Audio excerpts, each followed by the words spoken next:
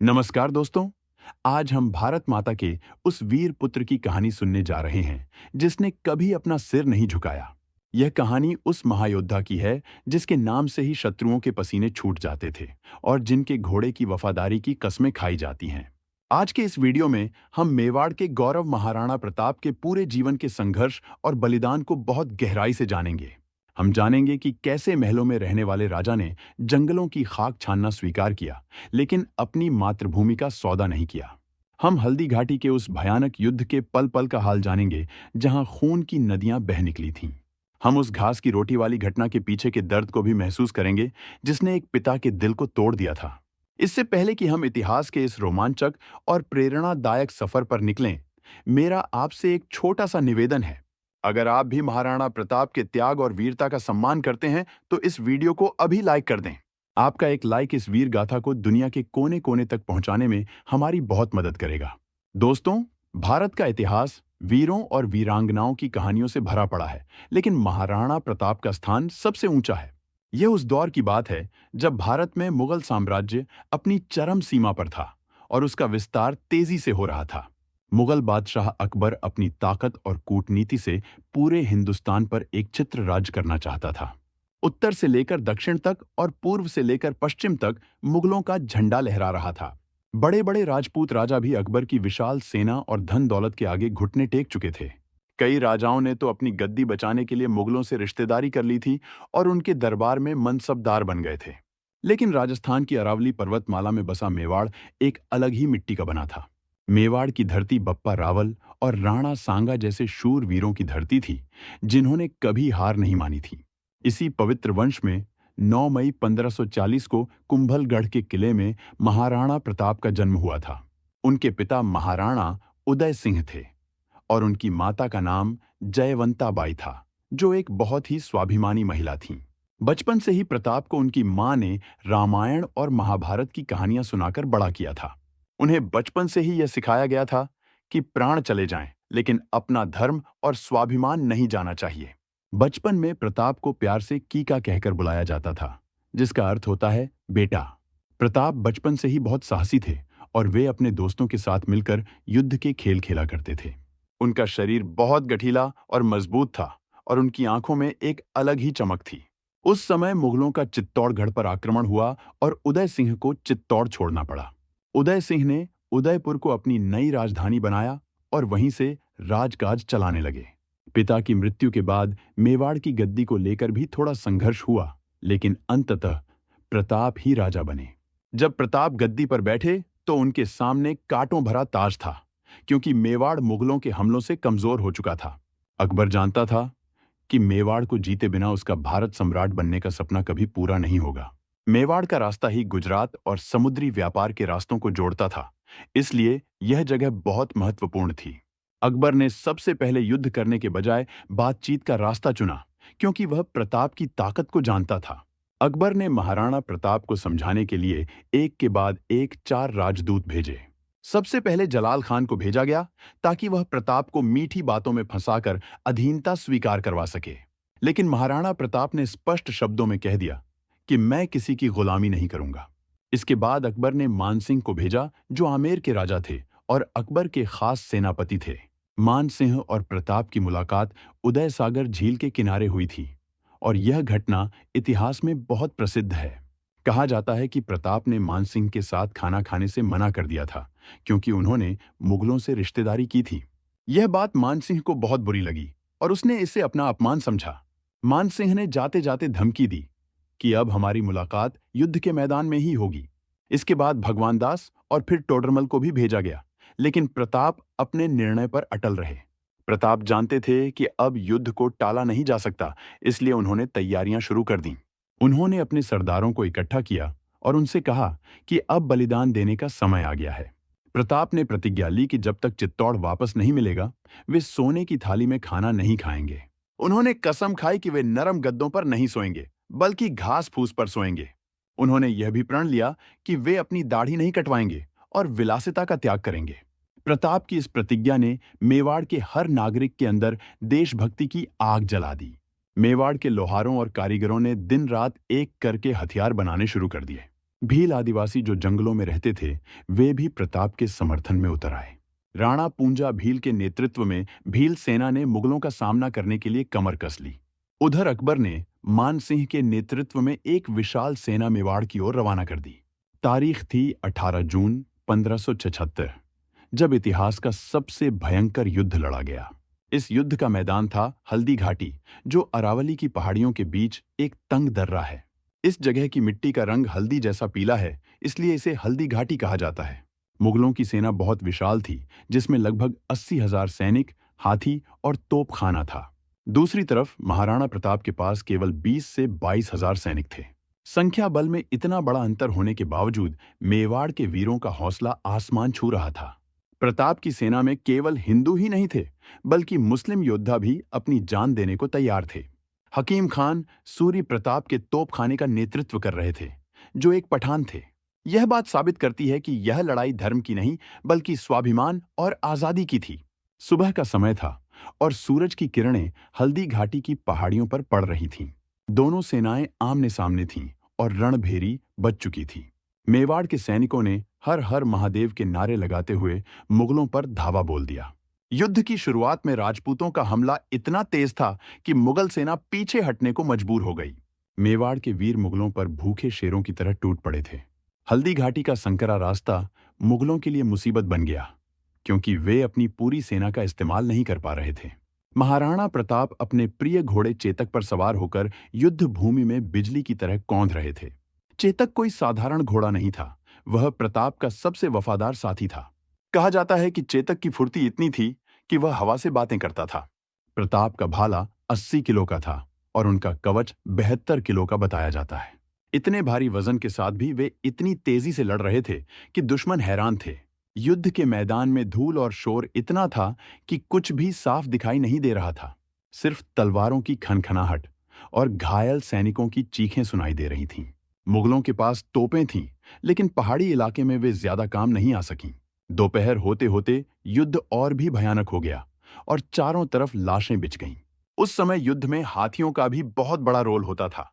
प्रताप के पास राम प्रसाद नाम का एक बहुत ही ताकतवर हाथी था। राम प्रसाद ने अकेले ही मुगलों के कई हाथियों को मार गिराया था। बाद में मुगलों ने धोखे से राम प्रसाद को पकड़ लिया था, क्योंकि उसका महावत मारा गया था। अकबर ने बाद में इस हाथी का नाम बदलकर पीर प्रसाद रख दिया था। लेकिन उस हाथी ने भी प्रताप से बिछड़ने के बाद मुगलों का दाना पानी छोड़ दिया और मर गया। इधर युद्ध के मैदान में प्रताप की नजर राजा मानसिंह पर पड़ी, जो हाथी पर सवार था।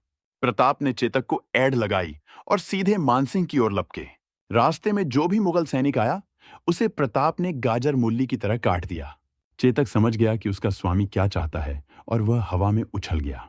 चेतक ने अपने दोनों आगे के पैर मानसिंह के हाथी के मस्तक पर टिका दिए। यह दृश्य देखकर युद्ध के मैदान में सन्नाटा छा गया था। प्रताप ने पूरी ताकत से अपना भाला मानसिंह पर फेंका। मानसिंह डर के मारे हाथी के हौदे में नीचे झुक गया और उसकी जान बच गई। भाला हाथी के महावत को लगा और वह वहीं ढेर हो गया। इस हमले में हाथी की सूंड में लगी जहरीली तलवार से चेतक का एक पैर बुरी तरह कट गया। चेतक का खून बह रहा था, लेकिन उसने अपने स्वामी को गिरने नहीं दिया। तभी मुगल सैनिकों ने प्रताप को चारों तरफ से घेर लिया। प्रताप घायल थे और चेतक भी जख्मी था। स्थिति बहुत नाजुक थी। तभी मेवाड़ के एक सरदार झालामान ने देखा कि महाराणा मुसीबत में है। झालामान ने तुरंत प्रताप का राजमुकुट और छत्र छीनकर अपने सिर पर रख लिया। उन्होंने जोर से ललकारा कि मैं महाराणा प्रताप हूं, मुझसे लड़ो। मुगल सैनिकों को लगा कि यही प्रताप है और वे सब झालामान पर टूट पड़े। झालामान ने प्रताप से विनती की कि आप यहां से निकल जाएं, क्योंकि मेवाड़ को आपकी जरूरत है। प्रताप युद्ध का मैदान छोड़ना नहीं चाहते थे, लेकिन सरदारों की जिद के आगे उन्हें झुकना पड़ा। भारी मन से महाराणा प्रताप ने अपने घायल चेतक को मोड़ा और वहां से निकल गए। झालामान और सैकड़ों वीरों ने प्रताप को बचाने के लिए अपने प्राणों की आहुति दे दी। हल्दी घाटी की वह मिट्टी उस दिन वीरों के खून से लाल हो गई थी। इधर घायल चेतक अपने स्वामी को लेकर सुरक्षित स्थान की ओर भाग रहा था। उसका एक पैर कटा हुआ था, फिर भी उसकी रफ्तार कम नहीं हुई थी। रास्ते में दो मुगल सैनिकों ने प्रताप का पीछा करना शुरू कर दिया। तभी वहां एक चौड़ा नाला आ गया, जिसे पार करना बहुत मुश्किल था। घायल चेतक ने अपनी आखिरी ताकत बटोरी और एक लंबी छलांग लगा दी। उसने नाले को पार कर लिया, लेकिन यह उसकी आखिरी छलांग साबित हुई। नाला पार करते ही चेतक जमीन पर गिर पड़ा और उसकी सांसें उखड़ने लगीं। महाराणा प्रताप अपने घोड़े के पास बैठकर बच्चों की तरह रोने लगे। उन्होंने अपने भाई को खोया था, अपने सखा को खोया था। चेतक ने अपनी स्वामी भक्ति साबित कर दी थी और इतिहास में अमर हो गया था। आज भी हल्दी घाटी में चेतक की समाधि बनी हुई है, जो उसकी वफादारी की गवाही देती है। हल्दी घाटी का युद्ध समाप्त हुआ, लेकिन यह किसी की हार या जीत नहीं थी। अकबर की इतनी विशाल सेना न तो प्रताप को पकड़ पाई और न ही उन्हें झुका पाई। इसके बाद प्रताप के जीवन का सबसे कठिन दौर शुरू हुआ। उनके हाथ से गोगुंदा और कुंभलगढ़ जैसे किले निकल चुके थे। अब अरावली के घने जंगल और गुफाएं ही उनका घर बन गई थीं। महाराणा प्रताप अपने परिवार के साथ जंगलों में भटकने को मजबूर हो गए। महलों में रहने वाले राजकुमार और रानियां अब कंद मूल और फल खाकर गुजारा कर रहे थे। कई बार तो उन्हें कई कई दिनों तक भूखा रहना पड़ता था। प्रताप के पास न सेना थी, न धन था और न ही रहने के लिए महल। लेकिन उनके पास वह दौलत थी जो दुनिया के किसी बादशाह के पास नहीं थी, और वह थी स्वाभिमान। जंगलों में रहते हुए भी उन्होंने मुगलों के खिलाफ अपनी लड़ाई जारी रखी। वे छापामार युद्ध करते थे और मुगलों की रसद लूट लेते थे। मुगल सैनिक जंगलों में घुसने से डरते थे, क्योंकि उन्हें भीलों के तीरों का डर रहता था। प्रताप के जीवन में एक ऐसा पल भी आया जिसने उन्हें अंदर तक झकझोर दिया। एक दिन खाने के लिए कुछ नहीं था, तो घास के बीजों को पीसकर रोटियां बनाई गईं। प्रताप की नन्ही सी बेटी को बहुत भूख लगी थी और उसे वह घास की रोटी दी गई। वह बच्ची रोटी खाने ही वाली थी कि एक जंगली बिलाव आया और उसके हाथ से रोटी छीनकर भाग गया। भूख से तड़पती अपनी बेटी की चीख सुनकर प्रताप का कलेजा फट गया। एक राजा होते हुए भी वे अपनी बेटी को पेट भर खाना नहीं दे पा रहे थे। उस रात प्रताप को नींद नहीं आई और उनका मन विचलित हो गया। कहा जाता है कि उस पल की कमजोरी में उन्होंने अकबर को संधि का एक पत्र लिख दिया था। जब यह पत्र अकबर के पास पहुंचा तो उसे अपनी आंखों पर विश्वास नहीं हुआ। अकबर खुश हुआ कि आखिर प्रताप ने हार मान ली। अकबर ने वह पत्र अपने दरबार के कवि पृथ्वीराज राठौड़ को दिखाया। पृथ्वीराज राठौड़ बीकानेर के थे, लेकिन मन ही मन प्रताप के बहुत बड़े प्रशंसक थे। उन्हें विश्वास नहीं हुआ कि प्रताप जैसा शेर हार मान सकता है। उन्होंने प्रताप को एक पत्र लिखा जिसने इतिहास बदल दिया। उन्होंने लिखा कि क्या मैंने गलत सुना है कि सूरज अब बादलों की ओट में छिपेगा? क्या मैंने गलत सुना है कि शेर अब सियारों के साथ रहेगा? क्या मैंने गलत सुना है कि हाथी अब कुत्तों की जिंदगी जिएगा? क्या मैंने गलत सुना है कि राजपूती तलवार अब म्यान में ही जंग खाएगी? पृथ्वीराज के इस पत्र ने प्रताप के सोए हुए स्वाभिमान को फिर से जगा दिया। प्रताप की आंखों में आंसू आ गए और उन्होंने अपनी तलवार उठा ली।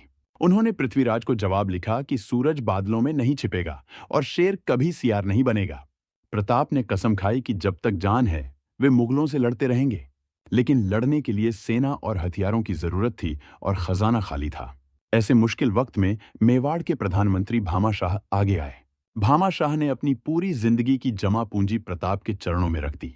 उन्होंने इतना धन दान दिया जिससे 25,000 सैनिकों का खर्चा 12 साल तक चल सकता था। भामाशाह का यह त्याग भी इतिहास में अमर हो गया। आज भी किसी बड़े दानी को भामाशाह कहकर ही पुकारा जाता है। धन मिलते ही महाराणा प्रताप ने फिर से अपनी सेना को संगठित करना शुरू किया। उन्होंने नए हथियार बनवाए और सैनिकों में नया जोश भरा। वर्ष 1582 में दिवेर का युद्ध लड़ा गया, जो बहुत महत्वपूर्ण था। इस युद्ध में प्रताप ने मुगलों पर इतना भयंकर हमला किया कि मुगल सेना कांप उठी। प्रताप के बेटे अमर सिंह ने भी इस युद्ध में अद्भुत वीरता दिखाई। इस युद्ध की एक घटना बहुत प्रसिद्ध है, जो प्रताप की शारीरिक ताकत को दर्शाती है। प्रताप ने मुगल सेनापति बहलोल खान पर अपनी तलवार से वार किया। वह वार इतना शक्तिशाली था कि तलवार हेलमेट और कवच को काटती हुई शरीर के आर पार हो गई। इतना ही नहीं, तलवार ने घोड़े को भी बीच से काट दिया। बहलोल खान और उसका घोड़ा 2 टुकड़ों में बंटकर जमीन पर गिर पड़े। यह दृश्य देखकर मुगल सैनिकों की रूह कांप गई और वे मैदान छोड़कर भाग खड़े हुए। दिवेर की जीत के बाद मुगलों का मनोबल पूरी तरह टूट गया। इसके बाद प्रताप ने एक एक करके मेवाड़ के कई इलाकों पर वापस कब्जा कर लिया।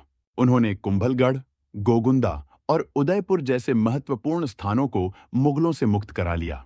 अकबर ने कई बार बड़ी सेनाएं भेजी, लेकिन उसे हर बार असफलता ही मिली। प्रताप ने अपने जीवन काल में मेवाड़ का लगभग 50% हिस्सा वापस जीत लिया था। केवल चित्तौड़गढ़ और मांडलगढ़ के किले ही वे वापस नहीं ले पाए थे। प्रताप ने चावंड को अपनी नई राजधानी बनाया और वहां शांति से शासन करने लगे। उन्होंने अपने राज्य में खेती, कला और संस्कृति को बढ़ावा दिया। वे एक महान योद्धा होने के साथ साथ एक अच्छे शासक भी थे। लेकिन इतने वर्षों के कठोर संघर्ष और युद्ध ने उनके शरीर को थका दिया था। एक दिन शिकार करते समय वे बुरी तरह घायल हो गए। अपने अंतिम समय में वे घास की शैया पर लेटे हुए थे, लेकिन उनकी आंखों में एक चिंता थी। उनके सामंतों ने पूछा कि महाराज, आपको किस बात की चिंता है? प्रताप ने कहा कि मुझे डर है कि मेरे बाद मेरा बेटा मुगलों के आगे झुक जाएगा। सभी सरदारों ने कसम खाई कि हम मेवाड़ की आन पर आंच नहीं आने देंगे। यह सुनकर प्रताप के चेहरे पर शांति आ गई। 19 जनवरी 1573 को इस महान योद्धा ने अपनी अंतिम सांस ली। महाराणा प्रताप के निधन की खबर जब अकबर तक पहुंची तो दरबार में सन्नाटा छा गया। कहा जाता है कि प्रताप की मृत्यु पर अकबर की आंखों में भी आंसू आ गए थे। अकबर ने अपने दरबारियों से कहा कि इस दुनिया में हर चीज नश्वर है, हर राजा को एक दिन जाना है, लेकिन प्रताप हमेशा के लिए अमर हो गया। अकबर ने कहा कि प्रताप ने कभी अपनी पगड़ी नहीं झुकाई और न ही अपने घोड़े को दगवाया। उसने माना कि प्रताप ही असली विजेता है। अकबर के पास विशाल साम्राज्य था, लेकिन प्रताप जैसा चरित्र नहीं था। महाराणा प्रताप का जीवन हमें सिखाता है कि परिस्थितियां चाहे कितनी भी कठिन क्यों न हों, हमें हार नहीं माननी चाहिए। उन्होंने हमें सिखाया कि देश और आत्मसम्मान से बढ़कर कुछ नहीं होता। आज भी राजस्थान के कण कण में उनकी वीरता की गूंज सुनाई देती है। मेवाड़ के लोक गीतों में आज भी प्रताप और चेतक की कहानियां गाई जाती हैं। उनके नाम पर आज भी युवाओं की भुजाएं फड़कने लगती हैं। वे केवल एक राजा नहीं थे, बल्कि वे भारतीय अस्मिता के प्रतीक हैं। आज की युवा पीढ़ी को महाराणा प्रताप के जीवन से प्रेरणा लेनी चाहिए। हमें गर्व होना चाहिए कि हम उस देश के वासी हैं जहां प्रताप जैसे वीरों ने जन्म लिया। उनकी कहानी हमें याद दिलाती है कि संघर्ष के बिना सफलता नहीं मिलती। सोने के महलों से ज्यादा कीमती आजादी की खुली हवा होती है। दोस्तों, आज हमने इतिहास के उस पन्ने को पलटा है जो सुनहरे अक्षरों में लिखा गया है। हमने देखा कि कैसे एक अकेले वीर ने पूरे मुगल साम्राज्य की नाक में दम कर दिया था।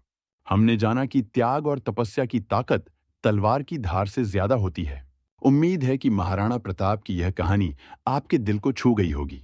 हमने इस वीडियो में उनके जीवन के हर पहलू को छूने की कोशिश की है, चाहे वह हल्दी घाटी का युद्ध हो या जंगलों का संघर्ष, चाहे वह चेतक की वफादारी हो या भामाशाह का दान। यह सारी घटनाएं हमें एक बेहतर इंसान और सच्चा देशभक्त बनने की प्रेरणा देती हैं। अगर आपको लगता है कि हमने इतिहास के इस महानायक के साथ न्याय किया है, तो हमें समर्थन दें। इस वीडियो को बनाने के पीछे हमारी मंशा यही है कि हमारा इतिहास और हमारे नायक कभी भुलाए न जाएं। अगर आपको यह वीडियो पसंद आया है और इससे कुछ नया सीखने को मिला है, तो इसे लाइक जरूर करें। आपका एक लाइक हमें ऐसे ही और शानदार वीडियो बनाने के लिए प्रेरित करता रहेगा। महाराणा प्रताप की जय, मेवाड़ की जय और भारत माता की जय।